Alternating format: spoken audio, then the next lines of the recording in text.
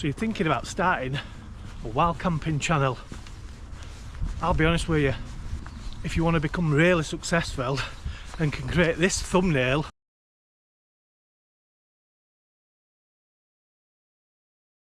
I made that, then you probably don't need my help.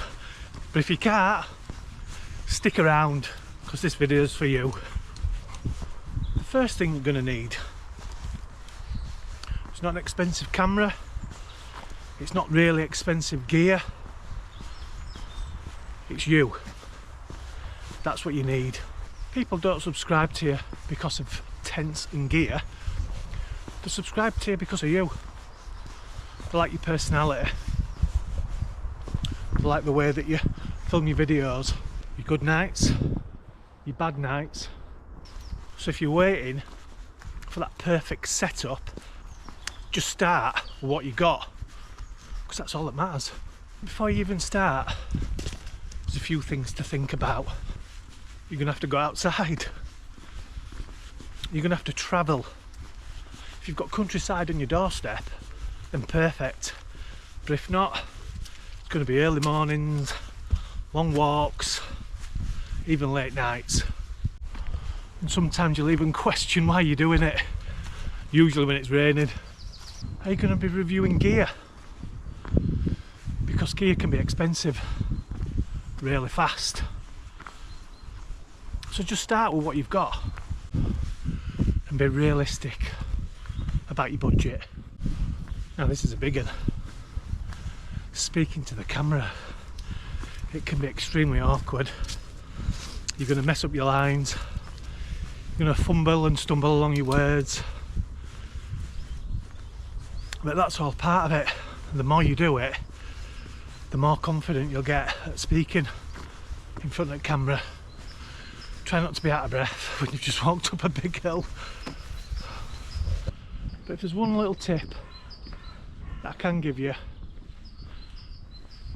most smartphones have absolutely fantastic video quality, but they're atrocious in wind. So if you are going to be using your phone, try to invest in some sort of external microphone that plugs into your phone and clips on with like windshields. I've got a couple of them because I switch between the GoPro and my phone. You are going to have to use some sort of editing software as well. Now I use Film Aura, and I prefer to use the PC version of it. So I spend 40 quid a year on the subscription. You can add more to it and pay for fancy features like AI. But I know that TikTok and CapCut are free, so you can maybe use them. But yeah, you will need some sort of editing software to get them perfect shots. So you filmed your first video and you upload it to YouTube. Just don't make the mistakes of falling down that rabbit hole of YouTube gurus and these channels that give all this advice on what to do after you've uploaded your first video. It can drive you mad.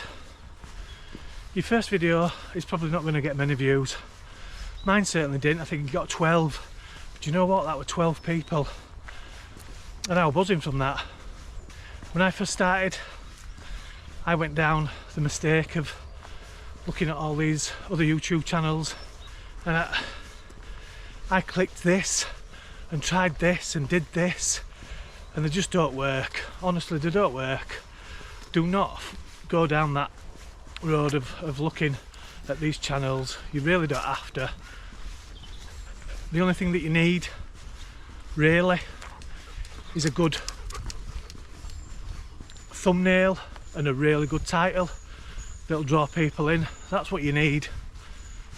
Worry about the rest later on. There you go, stumbling over my words. I'll keep that in.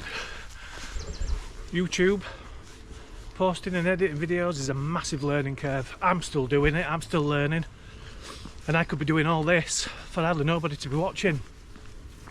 But you've got to enjoy it too. You've got to know the reason why you're enjoying it. You can film that entire camp, upload it to YouTube, and then a couple of weeks later look back on it and go, I did that, and it's a memory there, it's saved.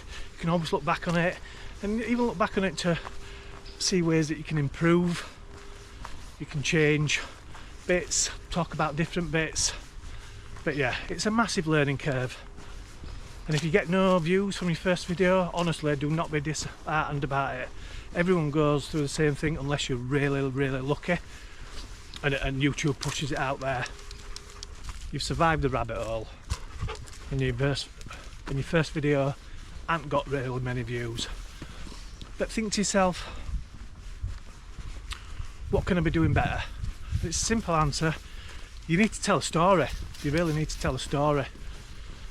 It's not a case of I walked up a hill, I pitched my tent and went to sleep, because people aren't going to be interested in that, and I certainly won't subscribe to that. So you've got to set out a story. Try to leave the scripts, because trying to follow a script, it's just too difficult to try to remember it. You know, I've tried it and I can't do it.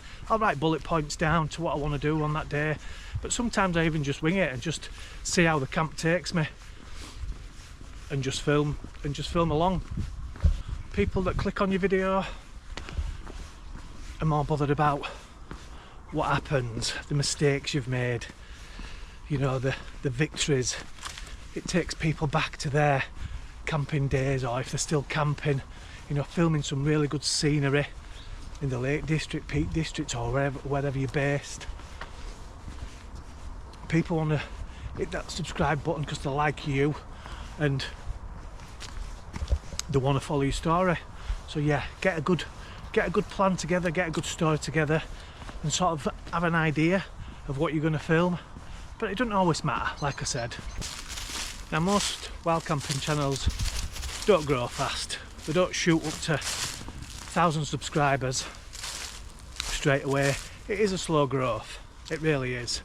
I'm speaking from experience. But you want to try to stand out from every other video, and that's the key. You know, you don't want to be showing the same gear, time lapses of sunrises or sunsets. You really want to stand out. You know, you don't want to be copying other channels. Yeah, look at other channels to get a little bit of inspiration from them, but you don't want to be copying them. Right. Yes, people, leave the wasky reviews to other channels and try to find something original. It's your personality that's going to shine through to the people that are home watching. You know, if you're quiet, be quiet. If you're funny, be funny. Just don't try to fake it. Don't try to be someone else on camera, you know. So you want to start a wild camping channel? Whoosh.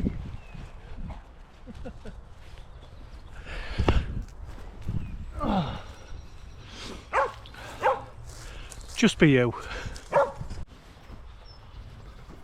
I had to find a quiet spot for that bit. Just be you, because people like real. They don't want to see fake, pushed out stuff, because people will be able to tell some of the best moments aren't planned and they're not perfect. The problem isn't with filming. They want a reason to come back to your channel, and that's what it's all about. If they've enjoyed it, they're probably going to subscribe, and they want to know what they're going to see next. So if you're thinking about starting a channel, or you've just started, drop it in the comments and I'll check it out. If you've got any questions about starting a YouTube channel, again, let me know and I'll try to give you an honest answer from the experiences I've had. So that's my take on things. But look, for me, enjoy the camp first, because that's your love, innit? That's what you want to do.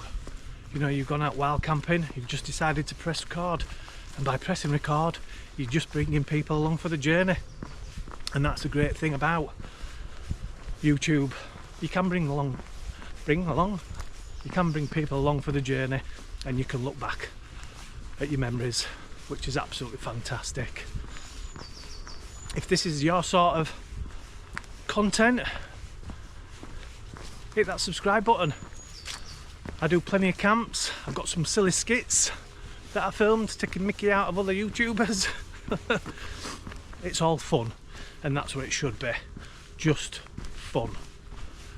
Try not to take it too serious to start off with. It may grow into something really big, which is absolutely fantastic, but just enjoy the journey, enjoy the ride, and enjoy YouTube. I'm enjoying it, I really am.